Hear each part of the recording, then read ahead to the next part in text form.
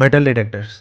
Archaeologist వాళ్ళు భూమిలో దాగి ఉన్న పురాతన వస్తువులను అండ్ అమూల్యమైన వస్తువులను కనిపెట్టడానికి మెటల్ డిటెక్టర్స్‌ను వాడతారు. అంతేకాకుండా యుద్ధ ప్రదేశాల్లో ల్యాండ్ మైన్స్‌ను కనిపెట్టడానికి అండ్ అతి ముఖ్యంగా ఎయిర్‌పోర్ట్స్ లాంటి జనరద్దీ ప్రదేశాల్లో ఉగ్రవాదులు తుపాకులు తీసుకెళ్ళి బెదిరించి హైజాక్ అవ్వనివ్వకుండా కాపాడడానికి ముఖ్యంగా ఉపయోగిస్తారు. సో, ఈ మెటల్ డిటెక్టర్ లోపల దాగి ఉన్న వస్తువులను కూడా ఎలా కనిపెట్టగలుగుతుంది? అండ్ ఇది ఎలా పనిచేస్తుంది?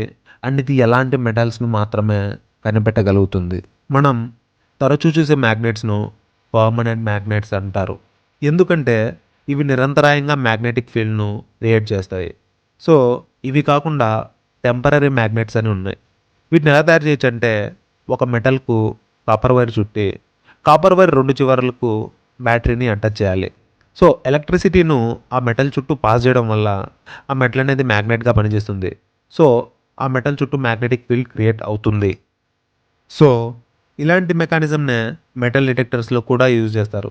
మెటల్ డిటెక్టర్స్ నుండి మ్యాగ్నెటిక్ ఫీల్డ్ క్రియేట్ చేసి మెటల్స్‌ను కనిపెట్టొచ్చు.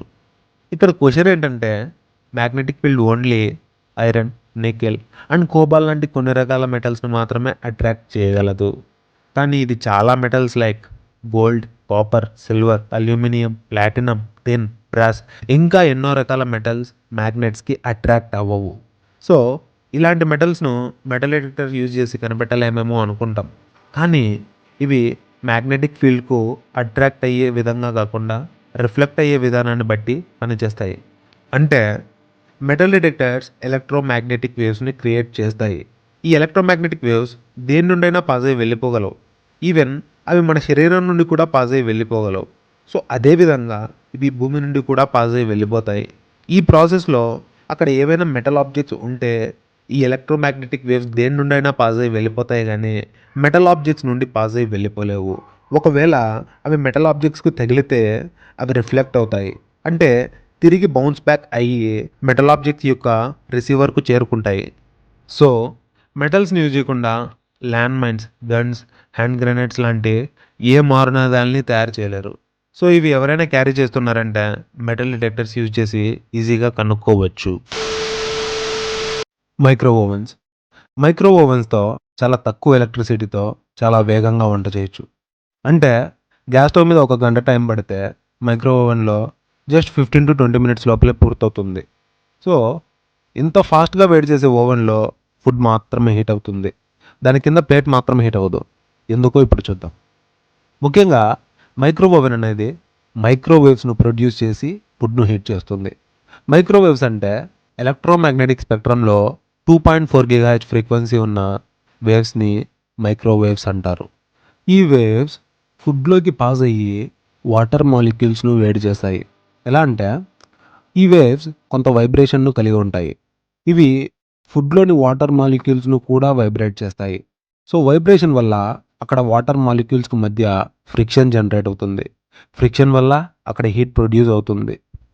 ఇక్కడ ఇంట్రెస్టింగ్ క్వెషన్ ఏంటంటే ఒకవేళ ఆన్‌లో ఉన్న మైక్రో ఓవెన్ డోర్ తెరిచి పెడితే యెస్, డెఫినెట్‌గా అవి మన బాడీలో ఉన్న అవయవాల్ని మెల్లగా కుక్ చేస్తాయి.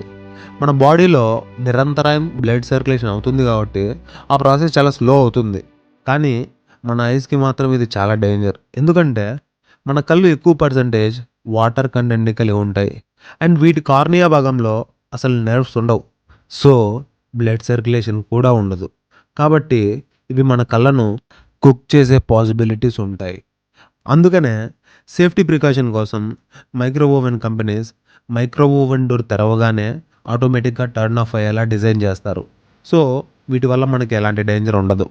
మైక్రో ఓవెన్ వాల్స్ మెటల్‌తో కవర్ చేసి ఉంటాయి. ఎందుకంటే ఇందాక చెప్పుకున్నట్టుగా మైక్రోవేవ్స్ ఎక్కడి నుండైనా పాస్ అయ్యి వెళ్ళిపోగలవు.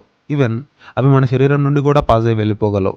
కానీ అవి మెటల్ ఆబ్జెక్ట్స్ నుండి పాస్ అయ్యి వెళ్ళిపోలేవు. అవి మెటల్ ఆబ్జెక్ట్స్‌కి రిఫ్లెక్ట్ అవుతాయి. సో, ఆ వేవ్స్ అనేవి ఎక్కువగా రిఫ్లెక్ట్ అవుతూ అవి ఒక స్టాండింగ్ వేవ్‌ను క్రియేట్ చేస్తాయి. సో, ఈ స్టాండింగ్ వేవ్ ఫుడ్‌ను ఇంకా త్వరగా వేడి చేయడానికి ఉపయోగపడుతుంది. అందుకనే మైక్రోవేవ్స్‌లో ప్లేట్‌ను రొటేట్ అయ్యే విధంగా తయారు చేస్తారు. ఎందుకంటే దీనివల్ల ఫుడ్ ఈవెన్‌గా హీట్ అవుతుంది. మైక్రో ఓవెన్‌లో పింగాణితో లేదా గ్లాస్‌తో తయారు చేసిన ప్లేట్స్‌లను వాడతారు. సో వాటిలో వాటర్ మాలిక్యూల్ కంటెంట్ ఉండదు కాబట్టి అవి వేడవ్వవు.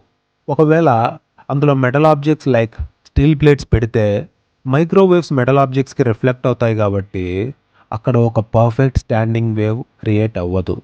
మరియు వేవ్ రిఫ్లెక్షన్ తారుమారుగా ఎక్కువయ్యి ఫైర్ ప్రొడ్యూస్ అయ్యే ఛాన్స్ ఉంటుంది.